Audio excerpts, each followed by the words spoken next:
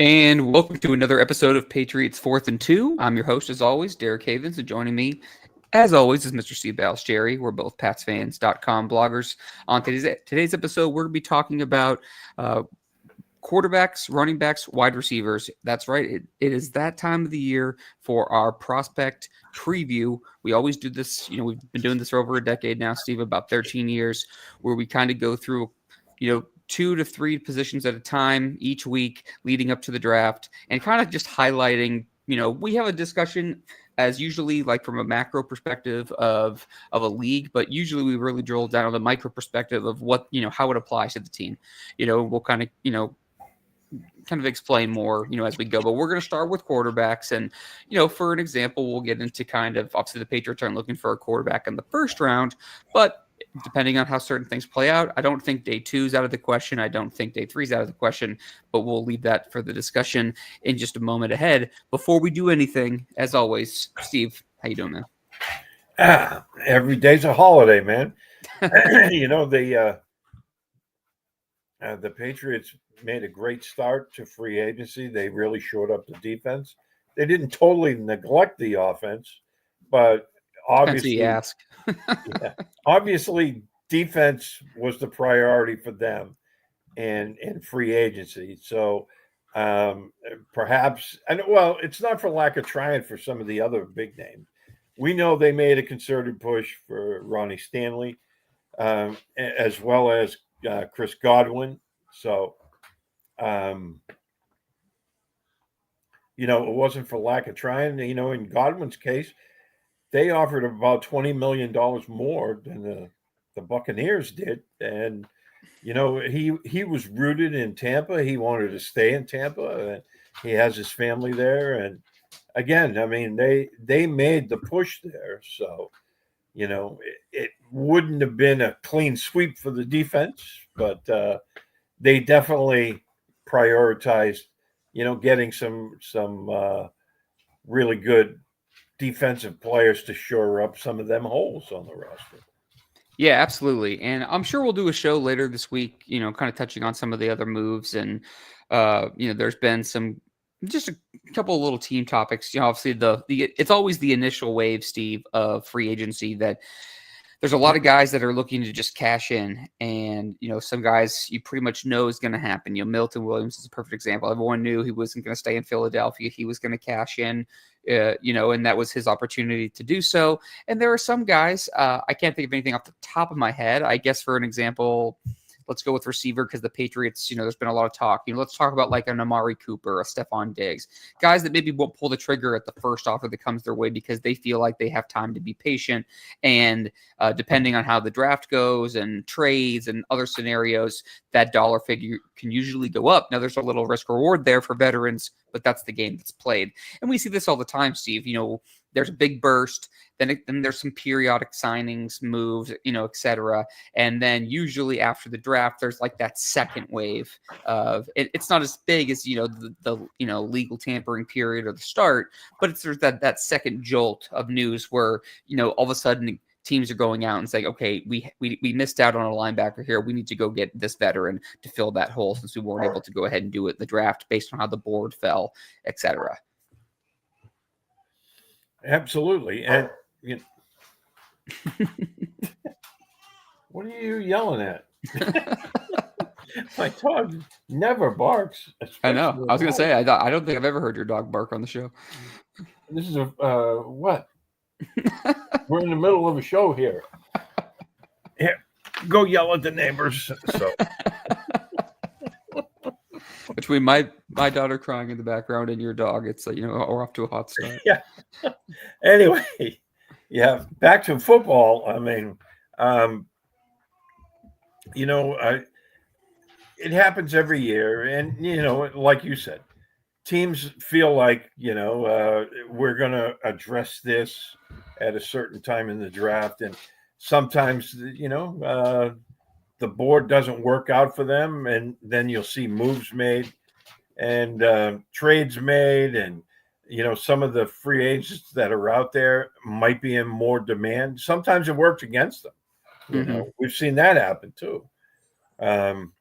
So, it all depends on how the board plays out. But, you know, honestly, the some of the wide receivers that are still out there, I don't know if I would want them in the culture that they're trying to build. Yeah, no, I'm with you on that. And I think it's been incredibly visible and obvious, basically since Vrabel's taken over, that's going to, there's going to be a high placement on character and guys that they're building around. And trust me, I'd love to dive into the David Andrews situation and losing several big captains and key pieces in that locker room like Dietrich Wise and Jonathan Jones and things like that, because I don't think it's necessarily that Vrabel wanted certain of, I'm not saying all of them, but some of these guys to stick around or they're not good for the locker room. I think sometimes you almost need just a reset as a franchise. I feel like this is something that this would be no surprise to you. Something I feel like I'm right about, going back to going back 5 years when Tom Brady walked out the door, or Bill pushed him, depending on what side of the story you want to buy into. I would say that they've kind of been avoiding resetting fully. And I know that, people are talking about, a rebuild. Oh, they're still rebuilding. They've been rebuilding. This feels like the actual reset that we never really had. It was like they were trying to hold certain things together, trying to keep the ship steady, and Bill doing everything. And then the same thing after Bill left, and you had Mayo as the transition guy, and there was just too much just uncertainty. I think they're literally starting from that foundation up, and so I think that you're seeing that instilled. But we'll expound on that whole thing later in the week, Steve. Let's get right into our prospects preview. So obviously the Patriots have Drake May at quarterback, QB1, going into his second year. We're all really excited about her. I'd say the vast majority, I don't want to speak for everyone, but the vast majority is pretty excited about Drake May and what he can bring to the team in the future and his growth and things like that. And Chris Long has a great podcast, the Greenlight Pod. He had Mina Kimes on from ESPN, and they had a really good discussion. And they were talking about Drake May and how it's like he's like a really big guy, but I think Mina called him like kind of like a golden retriever, and Drake or Chris, called Drake, very down to earth, but he's like a dude, like a guy you want to play football with. And I don't know, he just seems very relatable. I think he's really been pretty likable around the league. I think if the Patriots show that they are willing to continue to pay some players, they're able to just strap on a couple more wins and get to competitive level, and they like what they see from Vrabel and see Drake grow, I think that will only help them attract free agent Steve, in the future. I agree. I mean, everything we've seen from Drake May has been a positive, I think. I mean, his attitude, his work ethic, the way his teammates feel about him, the way he feels about them. I think that's all important stuff. And, he puts the team first. Um, he's the first to give out compliments when things go right, and he's the first to take the criticism when they don't. So that's the kind of leadership skills you want. We know he has the tools, and now he has the coach around him with Josh McDaniels that it's going to probably look a heck of a lot better than it did last year. Now they're trying to get some more quality players around him. They already found what I think is a solid right tackle, Morgan Moses. Yep. Excuse me. I keep messing that up. But they need a left tackle. They need some better weapons around them, and I think we're going to see that in the upcoming drafts. Yeah, absolutely. Let's start before we get into the Patriots and everything. I would say the two big quarterbacks are Miami's Cam Ward and Colorado's Shedeur Sanders. Cam Ward seems to be the consensus top quarterback. I'm not saying he's the top quarterback, but I think he's the consensus top quarterback. And then you see him going in the top three. I mean, I think Cam Ward going in the top three is a lock. Now, whether there's two quarterbacks going in the top three, that's a different conversation. But Patriots fans should certainly be hoping for it. But after that, you could see if Shedeur doesn't go in the top three, you could see him go. You could see him go to the Jets potentially. I know they signed Justin Fields, but it's not a long term deal. I think the Raiders could be in play, but the Geno Smith thing really kind of waters that down. Does Pittsburgh make a move up because they've been lacking trying to find some stability at quarterback since Big Ben was done? I'm not really sure. Then you have Jackson Dart and a couple other guys in that conversation. I think 3 quarterbacks ultimately go in the first round. That's my opinion. Jackson Dart being the third. Steve, what's your take on the top quarterback prospects, and then we'll dive into the Patriots' perspective of this. Yeah, I think you're right with Cam Ward going first. I mean, his fundamentals are what I would consider stellar, and he's kind of unorthodox, right? But I Yep. mean, he kind of comes through in big games, and his confidence is always right up there. He doesn't feel like he can miss anything. So, but I don't know. I mean, would you risk taking a guy like that at one, knowing that his fundamentals aren't really there? I mean, that's a big question. I think last year he probably would have been the fourth quarterback taken, maybe the fifth. But this year he's definitely number one. Um, I think that he's probably going to go.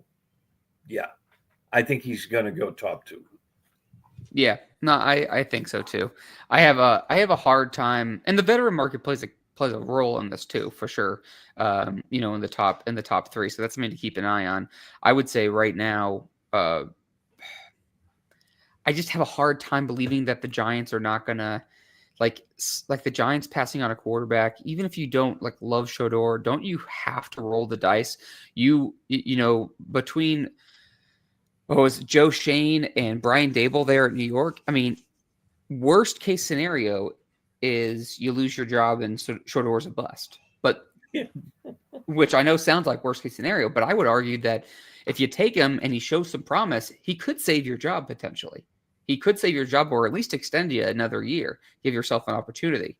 Because if he shows some promise or he has a really good season, all of a sudden you go from potentially losing your job to turning that whole thing around. So that's why I wonder if they're under that market. Plus, it's a big market. He's kind of he has the personality to handle New York, obviously from his father, and he has no lack of self confidence or anything like that. I think that he would be marketable for them from a Giants perspective, New York perspective. For me personally, I really like Cam. I'd be scared to death to choose either one of these quarterbacks in the top 3. I think that Cam presents a lot of quality traits, but it's times like this that I would like to remind people of how kind of fortunate the Patriots got last year, having a top 3 pick and a quarterback heavy draft, but also how it's that dangerous game of kind of passing the quarterback when you might have an opportunity, because you never know what happens next year. Teams that didn't Right. take a quarterback, look at the Giants last year wanting to move up. They ended up going for Malik Neighbors, but they wanted Drake May. And maybe they saw the future of this year and were like, if we can't get a guy this year, then we're going to be kind of pigeonholed next year or whatever. You never know. There's always surprises, right? But that doesn't mean that it's going to happen every single year. So that can really kind of play a factor, like an X factor in some of these conversations and situations too. Yeah, and if I'm the Giants, I'll tell you what, I go hard after Sanders. Granted, he's not the prototypical size of an NFL quarterback. He doesn't have the arm that you would really like, but just like his dad, man, he plays the game. It never seems a moment is too big for him. Takes care of the football, and he doesn't get flustered at all. I mean, that's why I think his ceiling is higher than Cam Ward's. I really do. Um, and he's going to have to find a coach that plays within, his arm talent and his stature. But I just think when I see him, I can see a guy that if he gets picked by the right team is going to be a superstar, just like his dad. Yeah, I certainly understand that take. As far as the Patriots go, so just for structure standpoint, to clarify it, so usually Steve and I discuss prospects for the Patriots day one, meaning first round, day two, second and third, day three, fourth and lower. Um, for me, Steve, obviously the Patriots are not taking a quarterback in round one, so that's kind of where that goes from there. Day two, they have Joe Milton under contract, set going into his second year.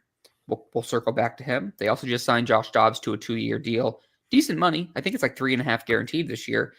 I don't think it's a guarantee he makes the team. I'd be surprised if he didn't. I think he's going to be the number 3 quarterback on the roster, potentially the number 2 if Joe Milton is traded. Again, pinning that for a second. And I think that you'll see him as the emergency third quarterback on the practice squad, or potentially, hanging out on the roster as the third quarterback. But I think he'll bounce between the two of those spots the whole year. And I think it just gives some insurances in case Drake May was to go down with an injury, knock on wood, and kind of go from there. Obviously, let me set the table as well with the Joe Milton situation. We've talked extensively in previous shows about the Patriots maybe trading Joe Milton. I still have a hard time believing that's going to happen. There were some reports that the Patriots are, nothing confirmed, but there were reports circling Twitter today that, the Patriots are looking for a third round draft pick compensation. I had said when we had our good friend Mike Diabate on last week from Locked On Patriots that I think the third is the lowest I would go. I wouldn't want to take just a fourth rounder. I'd rather keep Joe Milton, have him and Drake grow together. And if you catch lightning in a bottle, then you can turn it into a real asset later. But I think there's no reason to trade him right now, Steve. Do you agree with me, or has that changed since last week's discussion? Not at all. I firmly. Why trade him just to trade him? You Right. know what I mean? Now, if somebody wants to come forward with a third or higher, then by all means you explore that. But no, I like him, and honestly, as it stands right now, I mean, they just brought on Josh Dobbs, and they gave him, you know, a fairly decent amount of salary. So you kind of figure they brought him in to keep him. They didn't bring him in to, see if he fits in or whatever.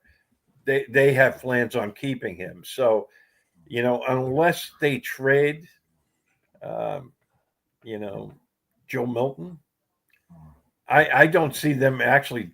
I know they usually take a quarterback every year. I don't see that happening this year. Mm-hmm. Yeah. Now, I, if they I don't do either. end up trading him, or somebody starts rattling you know the door chain there, wanting to get let in, then maybe they draft a quarterback just in case. But I don't see them going after a quarterback. And again, I mean, the only way I would trade Joe Milton is for a third round or higher, or if you can swing a deal for a player that you might covet.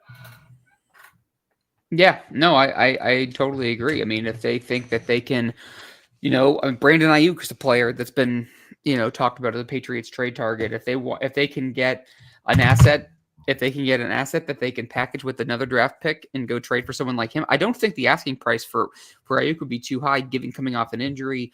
But I do think he has a massive. It's about 2 weeks away from a very sizable guaranteed roster bonus. So I think if a Brandon Ayuk trade happens, Steve, I think it will be the last 2 weeks of March before Yep. April. So we're recording this on March 17th. So keep that Happy in mind. St. Patrick's Day. Yeah, that's true. Happy St. Patrick's Day. I didn't even think about that. Uh, so I feel pretty confident that not only will the Patriots not take a quarterback in round one, they also won't take one on day two, rounds 2 or 3 either, Steve. I think that conversation could potentially change if Joe Milton was dealt. Even if he was, I still have a hard time believing they would take one day two. I think that it just opens up that possibility a tiny bit if he does. But otherwise, I think maybe you bring in an undrafted free agent, maybe a late round pick at quarterback. We'll obviously talk about these guys in a second. And I just don't really see another spot for quarterbacks. And by the way, this isn't usually how all the prospect, previews go. this is just one of the few positions where they're pretty shored up at where they're at. So as we go through all the positions, some are like this where we're just kind of throwing things. Jump into some prospects, Steve. Give me maybe two or three guys that you like in that day 3 spot for the Patriots if they go quarterback. Oh, that's a good one. I would say, on late day 2, early day 3, Yeah. maybe who would be there? And I would say Kyle McCord Yep. From from Syracuse. Syracuse, excuse me. Yeah, Yep. and possibly I don't know if he'd be there or not. Riley Leonard from Notre Dame. Yep. Was he? I want to say he was at either Duke or Kentucky. I forget the year before, but yeah, he certainly would be in the conversation there, Steve, for me as well. Um, Anybody else that kind of crossed your mind there? Um, I'm looking through all the names, and I was hashing through them today. I don't see any other names that would strike me as, hey, let's bring in this guy. Yeah, I mean, I think that I would throw in. I agree with the two that you brought up. I like Oregon's Dylan Gabriel a bit. He's a Yeah, small quarterback. He's a small quarterback though, which is I think that we've seen guys that are around 6 foot or 5'11" succeed in the NFL. They're not all 6'3", 6'4" prototypes. Luckily, you already have one at quarterback one with Drake May, but I think Dylan Gabriel to me projects as a long term backup in the NFL. Oregon's produced some pretty solid quarterbacking over the years, and even though the offenses have changed quite a bit, and I think that he'd be one of those guys that you could bring along slowly and kind of build up from there. The other guy that kind of caught my eye. And I actually don't think that he's going to be here anymore. I think he's going to end up going. I think he's going to end up going day 2. But it's Will Howard. He had an absolutely horrific combine. He really missed a lot of throws. It yes, didn't look good. I think when you watch him, though, he was a solid college quarterback. I do think he has his limitations, but he has the prototypical size, a little over 6'4", right around 240 pounds. I do think that his highest he goes, I think, is round 3. I think he'd be there early day 3, so 4 or 5. And I think if you're looking for someone again that probably are set at the quarterback position, but Will Howard would kind of catch my fancy. I also really liked Louisville's quarterback, Taylor Shaw. And I think you're going to see him. He's one who I kind of watched a while ago. I think you're going to see him pop up more and more in the second second and third round. I think he could be the 4th quarterback off the board, Steve. yeah, and the sleeper, I think, in the quarterback uh, conversation is now. If I was the Patriots and this guy was around late day 2, early day 3, which I don't think he will be, um, as a developmental guy, that would be Jalen Milrow. Right. And I think there's a real possibility that like someone like the Steelers, for example, if they don't go quarterback round 1, maybe they re-sign Russell Wilson, maybe they get Aaron Rodgers or whoever it is, and they have another veteran for a year. Maybe you take Jalen Milrow in rounds 2 or 3, and you develop him and let him sit for a year and see what he can do, because his consistency is obviously the issue with him, his biggest Yeah. thing. But he does flash ability, no question, Oh my God, yeah. at times. He's if you just watched his highlight film, you'd say this guy is the best quarterback in the draft. Yeah, but if you watch a couple full Alabama games, you're like, oh, okay. And Yeah, I would say he's similar to. They have their differences, but I think he's similar to Joe Milton in that way. Going back to last year, yeah, where if you just watch his highlight tape, you see the measurables, you're like, holy crap, this guy is a yeah, cyborg. And then you watch the game, and you're like, wow, yeah. there's I some mean, real he's wildfire going on here too. yeah, he has a lot of inconsistencies, but man, he has some talent. I mean, there's no doubting that. Hmm. And maybe waiting a year would be perfect for him. You know, Yep. learning the pro system under a veteran quarterback. That's why if the Patriots were intent on trading Joe Milton and he popped up, I would take a definite shot at him and let him sit. And, if nothing else, then you have insurance for your starter and you have a big chip to play once he gets his issues ironed out. Absolutely. I'm with you there 100%. Well, let's step aside, Steve, for podcast purposes here. We'll take a break. And then when we get back, we're going to talk about running backs and receivers to wrap up the show.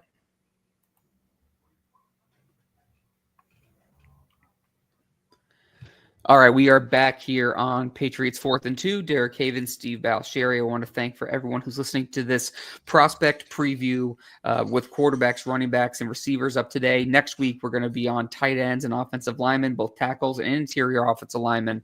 So that will be great. Looking forward to that as well. Please do subscribe to us on our YouTube channel as well as Apple Podcasts. Like, share, leave us a review.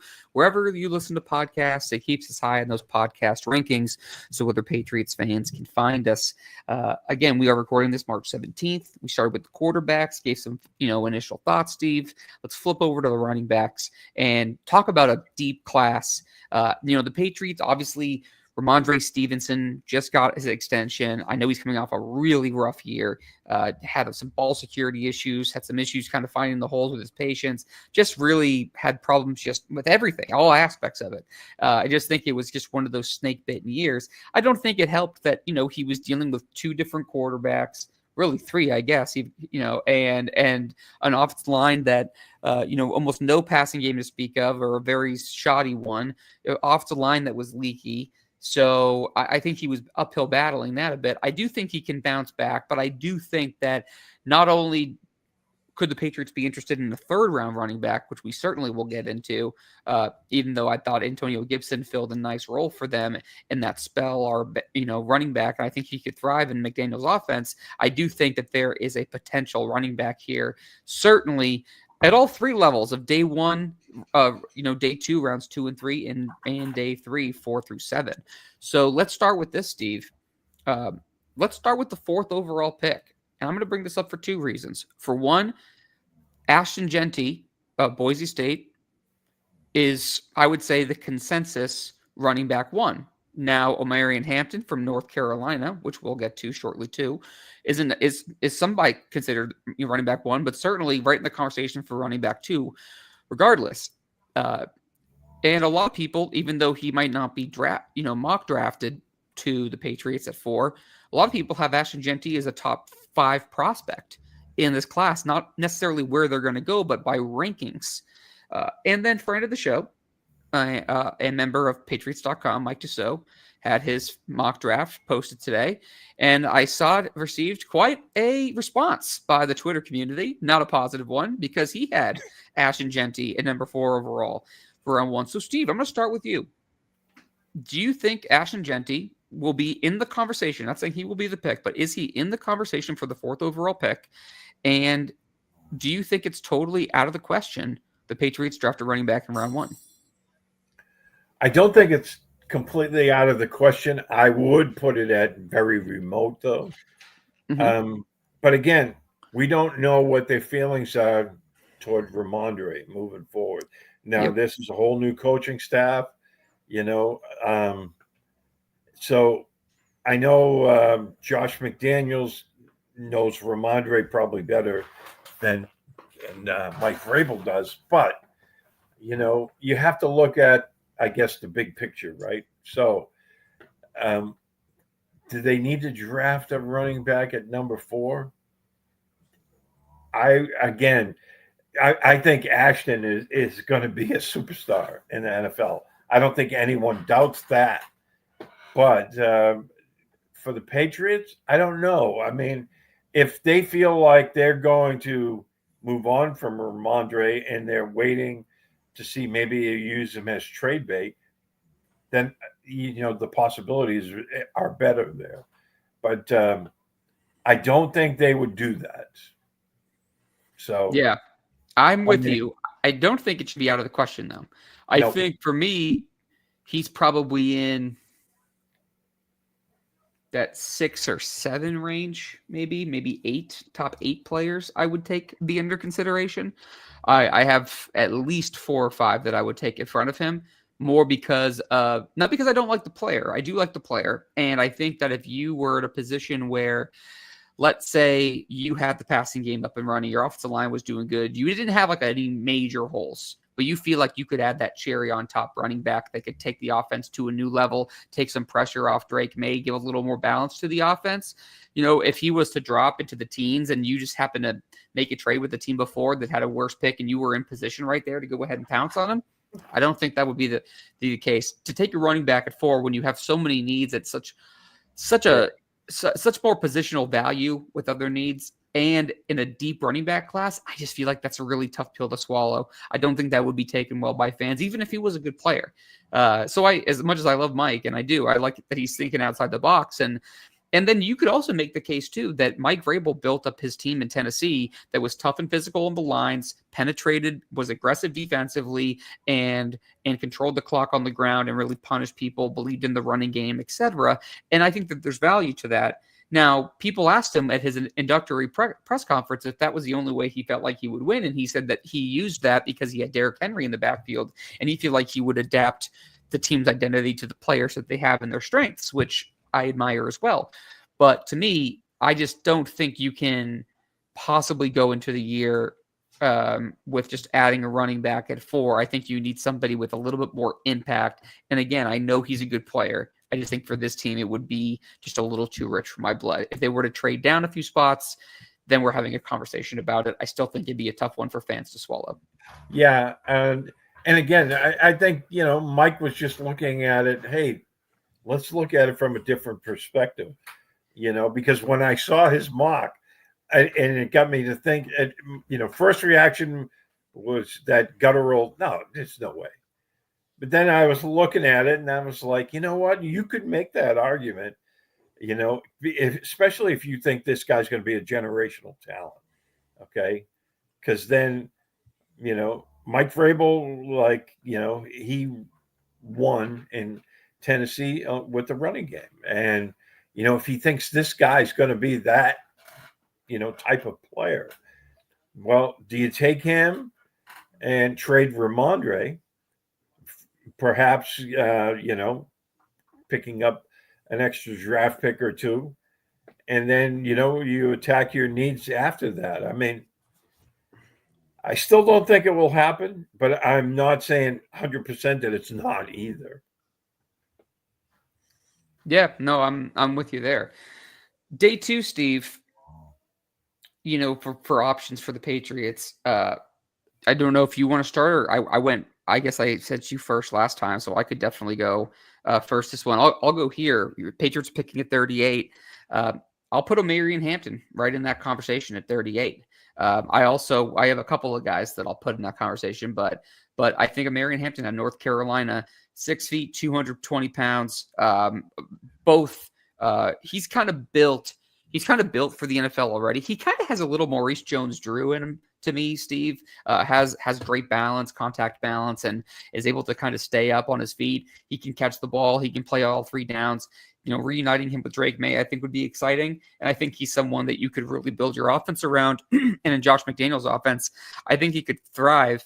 I also would mention both Ohio State running backs. The one I want to focus on is TreVeyon Henderson. I think he would be electric in this offense with Drake May. I think he's someone that you could bring along as a gadget guy in the offense, and spell, some guys here or there this first year. And then he's a perfect complement to Stevenson that you could replace Gibson with down the line, who brings you more upside in the passing game and really shifty. I think that for me, just really impressive overall, every aspect of his game. His teammate Judkins, also again Ohio State, I also really like. But Henderson, to me, Marion Hampton are 2 guys at 38 that I really think are right in that conversation. And again, it's a really good class, so there's some other guys I can mention, but I want to highlight those 2 specifically in the second round. Yeah, and in fact, when it comes to Hampton, the mock draft that I posted this morning, I had the Patriots trading back from number 4, and they picked up an extra second round draft pick at number 37, and I took Marion Hampton. So, Yep. for all the reasons you just mentioned, I mean, I think he's an immediate impact guy. Um, and the good thing is he is a 3 down player. I think he can you know he can learn. He won't have to be uh, an impact guy on day one, because they have Ramondre and Gibson. But what better way of easing him in having those other 2 guys there? And they're, as you know, during the season, those guys get tired, they get banged up, and having a third guy with his kind of credentials there is going to really help this offense. So I really like him. And he's a little bit of a bigger guy at 6 foot 221, but he is a 3 down back, and I really like that. And I don't have any problem with taking a running back at 2. No, round 2, I don't have a problem with that either. And I think round 3 offers a couple of mentions as well. By the way, Steve, switch to running back prospects on the screen. I was going to text that to you, but I didn't get the chance. Third round, Steve, I think gets interesting. Arizona State's Cam Scatterbo, who I think fans would fall in love with, I think would be in the conversation in the 3rd round, potentially even the 4th round. I think Woody Marks from USC, the Patriots have reportedly shown some interest in. He had an insane, I think it was 261. I'll look it up. I think he had 261 receptions in college in USC. Really a threat out of the backfield, Steve. And another guy I really like in that 3rd, 4th round, I think the sweet spot for the running back will be Central Florida's RJ Harvey. Really enjoy his game, Steve. Those 3, I think, are certainly in the conversation in round 3, maybe early round 4. Yeah. One guy I'm intrigued with, I'm not really sure where he'll pop at, is Cam Scatterbo. Yep. Yeah, I like his game. I was surprised you picked Harvey because he's another guy I liked. Yep. And there's the kid from Georgia, Trevor Etienne. Now, is he his brother? I don't think he's as good as his brother. He's got that low center of gravity. He's only 5'9", 198 though, but he's got some decent bulk. And I think, as a 3rd down back, he would be fun to watch. Yeah, absolutely. And I think that, again, early day 3 for me, Steve, as you're kind of creeping into round 4, Kansas's Devin Neal. I thought he popped up on the scene when they upset Colorado, when Kansas upset Colorado. He had over 300 yards on the ground, had over 80 yards through the air on a couple of different catches, multiple touchdowns. I want to say it was a 3-touchdown performance for him. He's the kind of guy who can do it all. I think when you watch him, he can really rip off chunk play after chunk play. Really well built. A lot of these guys are right in that 5'11", 210, 220 mark. So good size, good weight for a running back. Runs with a ton of power and contact balance, good vision. And I think right again in that 3rd, 4th round is someone I want to mention, Devin Neal from Kansas. Yeah. Maybe a later 3rd round guy is the kid from Rutgers, Kyle Manam. Yep. Manangai. Is that how you pronounce his name? I don't know 100%, but I think you're right. Yeah, I love the way he runs. I mean, you would think he's like a battering ram with the way he runs. And he's not the biggest guy. I mean, he's another short guy, 5'8", 211. But I love the way he runs. I mean, that segment they do every Monday on Good Morning Football, the angry runs. I think every one of his runs is an angry run. Right. Yeah. I'm with you on that one. Let's flip over to receiver, Steve. Again, we could go in this conversation a ton of different ways. Let's start with the top. So let's just say this. Travis Hunter is obviously in the conversation here. He'll be in the conversation for our cornerback breakdown, in a couple weeks as well. So he could go both ways. But we're talking about strictly as a receiver. We know that whatever position he plays, he probably won't play both full time. Probably won't split time. I have to think, Steve, and this is an assumption, which is a dangerous thing to do. but I have to think he's going to be playing more 70-30, one position over the other at the pro level at least. I think that he will, if he's playing predominantly defense, I think he'll have some snaps on offense and vice versa.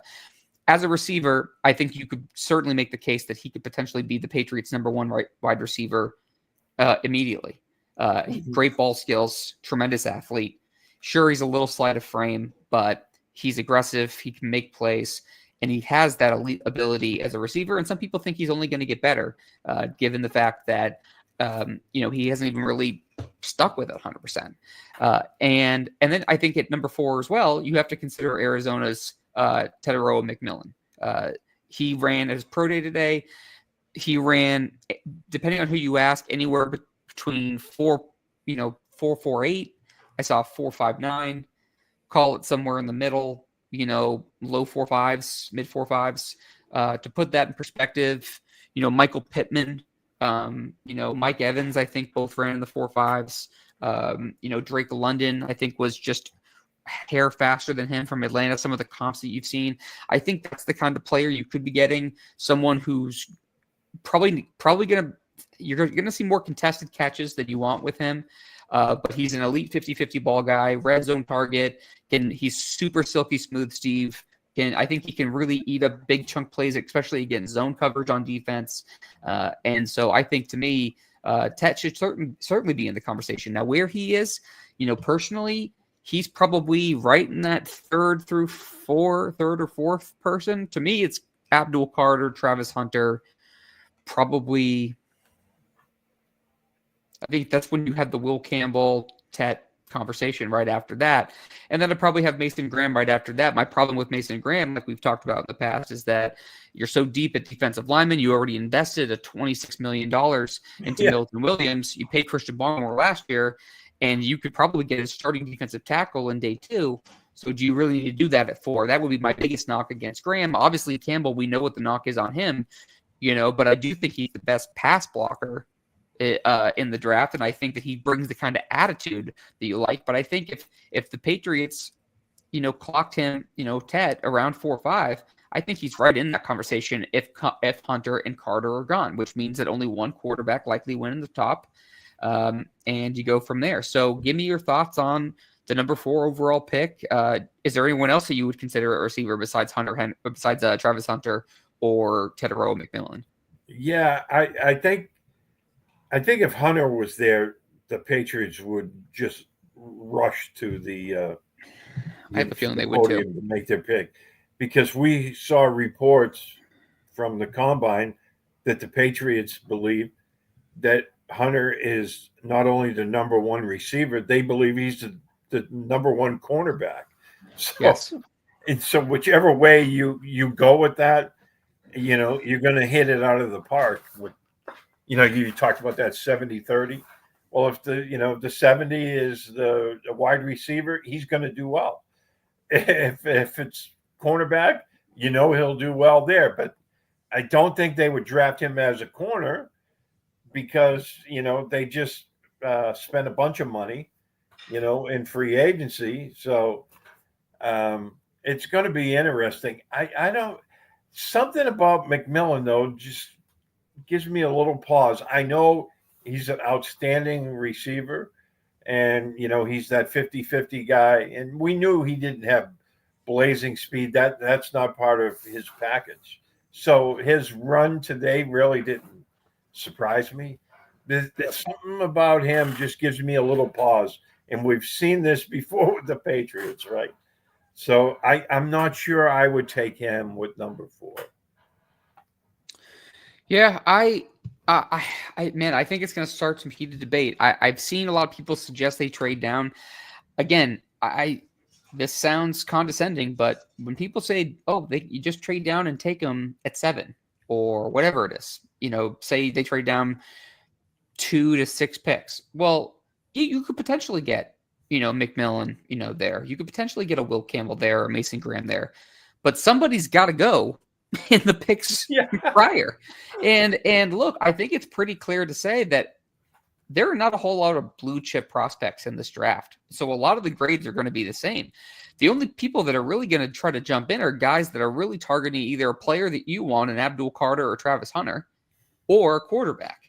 And if there's no quarterback that's desirable enough, then you might. I think there's a good chance that there's a lot of people who are covering the Patriots or fans of the Patriots. They're going to say X player was a reach at number 4. And I'm going to say, well, if they had the number 10th pick, it's the same quality of player they would have gotten anyway, because everyone's telling you the same thing, that outside of the blue chippers, man, it's like 10, 15 guys that are all kind of graded similarly. And you just got to sift through it and just take the flavor. And you just got to hope that you hit on the pick. Again, I'll reemphasize this. I think the most important thing the Patriots do is they take a player that is a pillar piece for the team moving forward. It almost doesn't matter the position. They have to take a player that is going to be a starter and contribute from the get-go and that you can build with. You think you've done that with Christian Gonzalez. You think you've done that with Drake May. There needs to be another one of those pillars as you move forward. You took a couple of players in free agency who are veterans that can start for you. You can upgrade there. You need to add some talent. Offense, defense, you need it all. I do think, Steve, that people forget, there's been a lot of conversation about the Patriots not doing enough on offense and doing so much on defense. I think some people forget at how bad the defense was last year and how it really fell apart on so many levels and how much they struggled. And sure, there was a couple different factors there, but I do think that it's forgotten. You can only sign the players that are available. And that's why when you're looking at this, maybe they looked at it and said, we want to extend ourselves for Cooper Kupp, for example. We might offer Cooper Kupp a certain amount of money, but you know what? We think there's a really good chance that we can get Hunter Henry or Ted McMillan at 4, and we can go ahead and sign him and have a younger guy that can grow with our young quarterback and not someone who's on the back 9 that we have to overpay when we can allocate our resources elsewhere. I know some people will say that's fraudulent or they're cheap, or whatever narrative they want to say. But to me, I think that they're looking at this as a long-term build, and they need to find this foundational piece here to build with at 4. Yeah, I mean, we've heard, the cheap comments for a while. But again, I mean, they offered $20 million more than Tampa did for Chris Godwin, which, I mean, I wouldn't have argued with that had they landed him. But honestly, I think that was probably a little too much for him because of his injury history. I mean, we know he can play. I mean, there's no doubt about that. But I would have given me pause if they had signed him for that kind of money. But at the same time, we know they need a wide receiver. And I don't know. I mean, McMillan is probably going to light up the NFL. There's just something about, that big guy that's not the speediest guy. The Patriots haven't had good luck with guys like that, So we'll see what happens. But, I was looking at wide receiver maybe in round 2.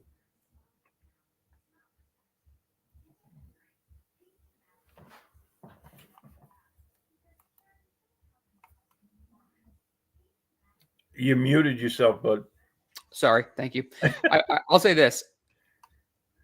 I know where I stand on it. I think if you have the option of Abdul Carter or Travis Hunter, you've hit the jackpot at 4, and you can just take whoever you want. And obviously we'll know which one they would like more based on who they select. I think that's highly unlikely. They're both there. I would sprint the card up for either one of those guys. I think after that, it gets a little dicey.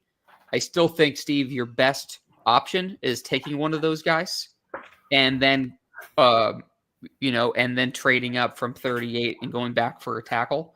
We'll talk about that more maybe a little bit next week. I do think day 2, rounds 2 and 3 are especially interesting for a couple different reasons. For one, I think that there's a ton of really good prospect value here in the day 2 and day 3. For 2, I think that Vrabel understands that Drake needs weapons to have, and we know how much he loved A.J. Brown, and he values the offensive line. And thirdly, Elliott Wolf, I still think Vrabel's the ultimate decision maker. I think Elliott Wolf comes from the line of you take front 7 guys or offensive linemen in day 1, and you take your skill guys on day 2. Well, you're going to have a lot to choose from, receiver and tight end, wise in that day 2 area. including running backs in there. I'll throw that in there. That's why I think it's going to be a guy on the trenches and the early bit if they can't get their hands on one of those blue chippers we were talking about. Round 2, Steve. A lot of interesting guys. I'll let you go first. Give me 2 or 3 guys that you like at potentially the second round pick for the Patriots here. Yeah, and like I told you in the mock that I just did, I mean, the Patriots picked back to back at 37 and 38, which I took Hampton at 37, and I went for the guy who I think is a sleeper in this draft, and that's Isaiah Bond out of Texas. I mean, Yep. they used him as a decoy for the betterment of the team all last year. I mean, they hardly threw to him. But I mean, this guy, I mean, you put the ball in his hands and he's got that speed. He's got that, ability to take that 2-yard hitch or behind the line of scrimmage, or a quick slant and take it to the house. And I think that his potential hasn't even been scratched yet because of the way he was used. And look, I don't fault Texas for it. They were doing what they needed to do to win. And, he was used a lot as a decoy. But I think that he's an absolute sleeper in this draft. I think he's going to be a big star in the NFL. And that's why I took him. I thought he was a perfect pick for number 38 and a second rounder. And I think, in a Josh McDaniels offense, I mean, they have the guys that can move change. You have your Hunter Henrys and Austin Hoopers, a guy like, Keishon Butte, Kendrick Bourne. They'll move the sticks for you, but they don't have that one guy with the speed that's going to blow you away, And I think that's why Bond would fit that. And my other guy that I took early in round 3 was Estrepo from Miami. Perfect slot guy. He's quicker than fast, but I mean he's kind of built like Julian Edelman was. He's not really tall. He's stocky. He's thick. He's not afraid to go over the middle and do the dirty work. I mean, you add that speed quotient and that quickness quotient to this offense, and I think they're going. Yeah, no, I'm with you on those guys. Look, I don't think Luther Burden's going to end up getting to 38 from Missouri. Obviously, had a down year this last year, but the year before he was excellent. If they trade up a little bit from 38, I think he's in play. I would also put Matthew Golden from Texas and Emeka Egbuka in there. I like both those guys. Very different. Golden, a little smaller, a ton of speed to get vertical, kind of like his teammate Bond, who you mentioned. Abuka's kind of the guy who does everything really well. He keeps his nose clean, blocks, strong, good contested catch player, dangerous route runner. I think that I thought he was a Pittsburgh Steeler before they made the DK Metcalf move. I thought that would be a guy that would make so much sense. The way they like to play. I think he would be a solid pro for a long time. I feel the same way about him. They're different players. They are different players, but I felt the same way watching him as I felt about Robert Woods over 10 years ago. Just knew he was going to be a solid player for a long time. I had the same feeling about Emeka. As far as day 2 goes, I like both Iowa State receivers, Steve. Jaden Higgins to me is someone who I really love. Reminds me a lot of Michael Pittman with the Colts. 6'4", 215, ran in the high 4.4s. He's a mismatch for different guys.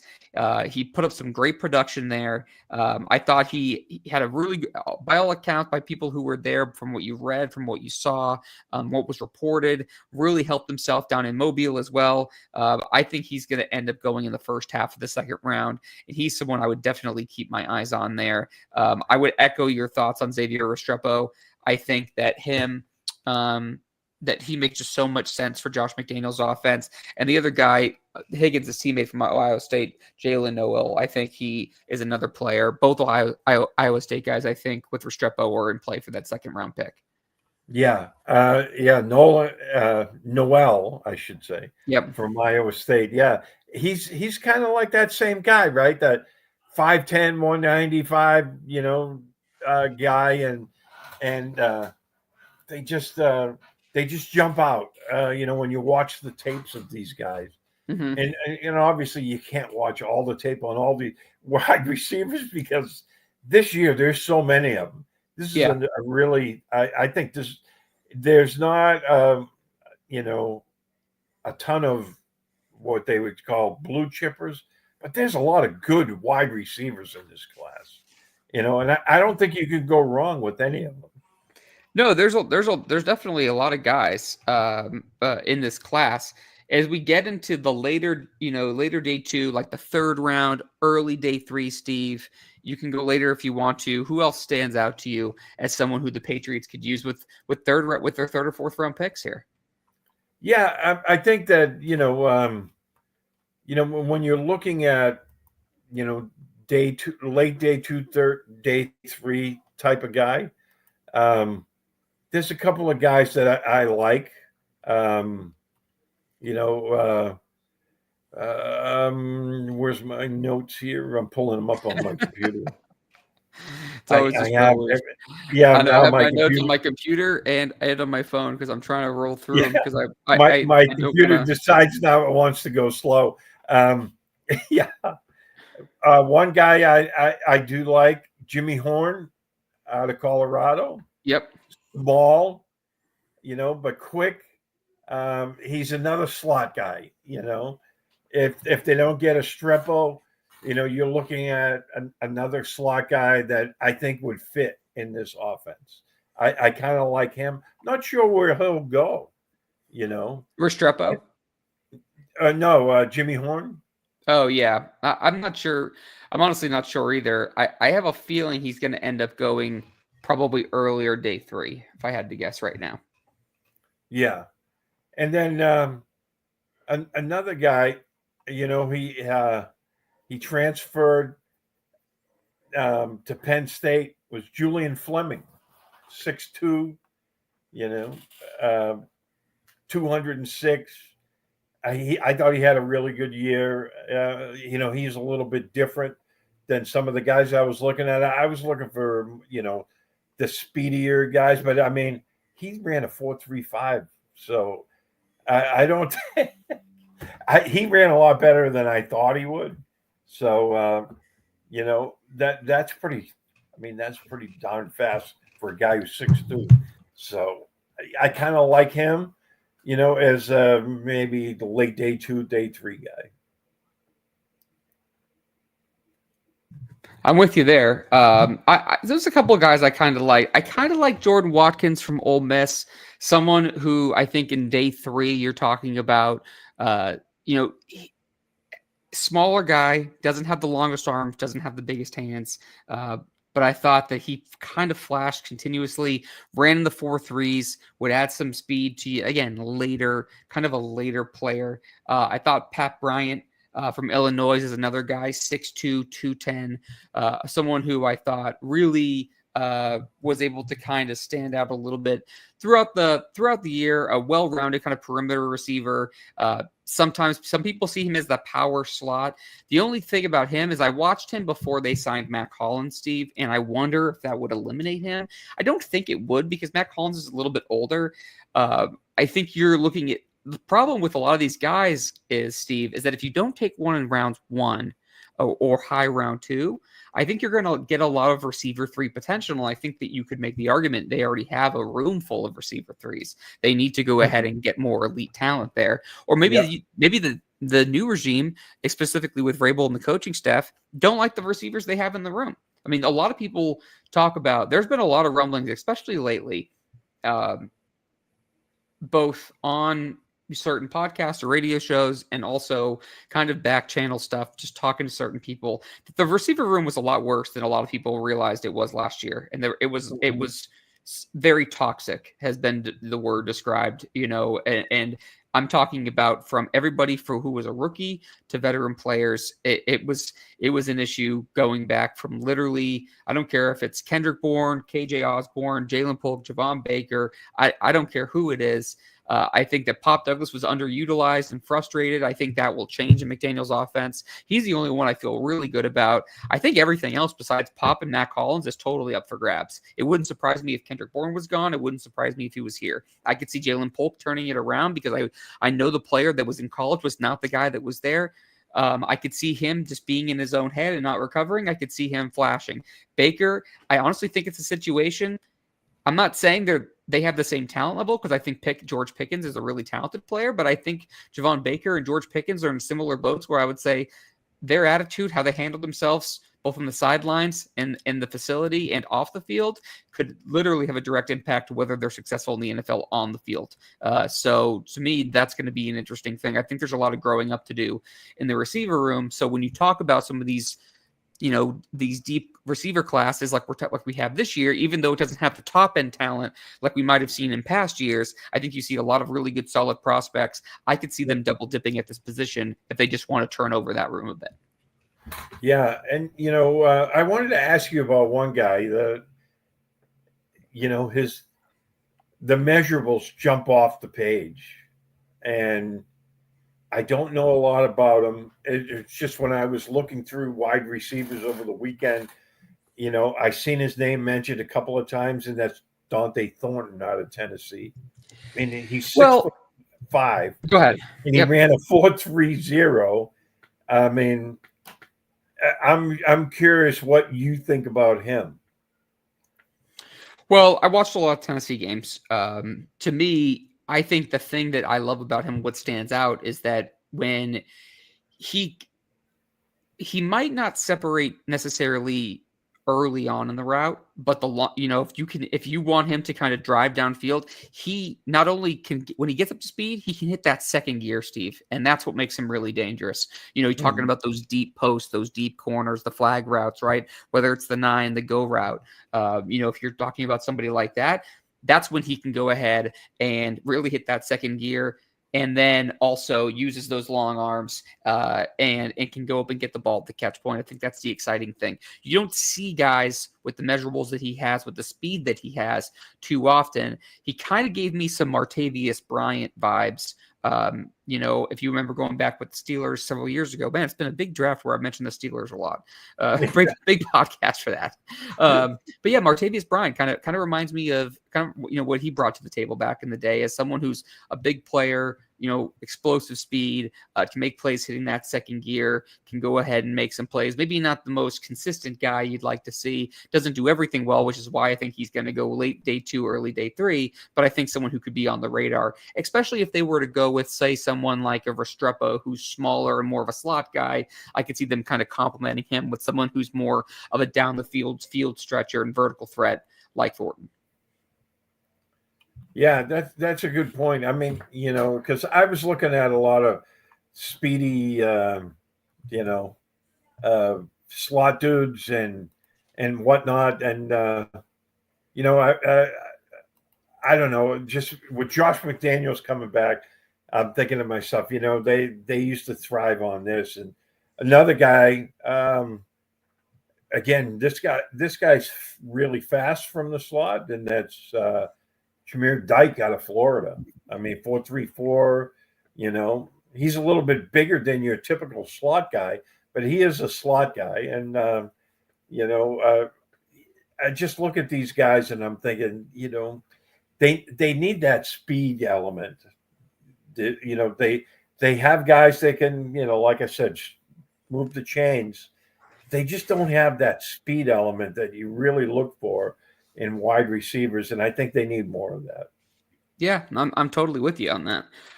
So that'll wrap up this prospect preview where we covered the quarterbacks, running backs, and receivers.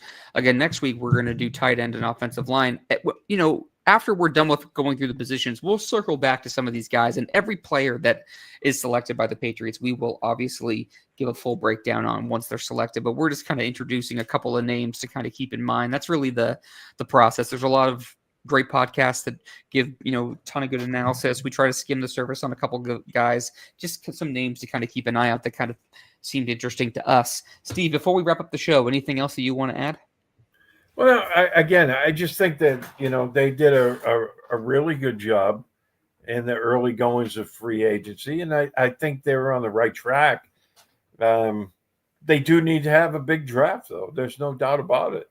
I mean, like you said, especially their first pick, whether it's at 4 or they drop back, they need to get an impact guy, and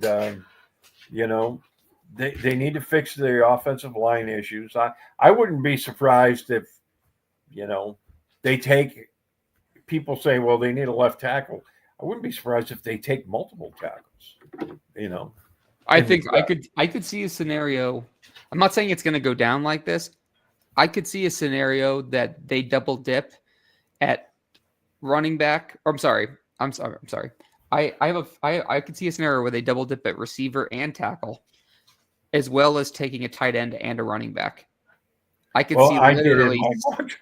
I could see literally 6 offensive players easily. I took three tackles. Yep. 2 receivers and a running back.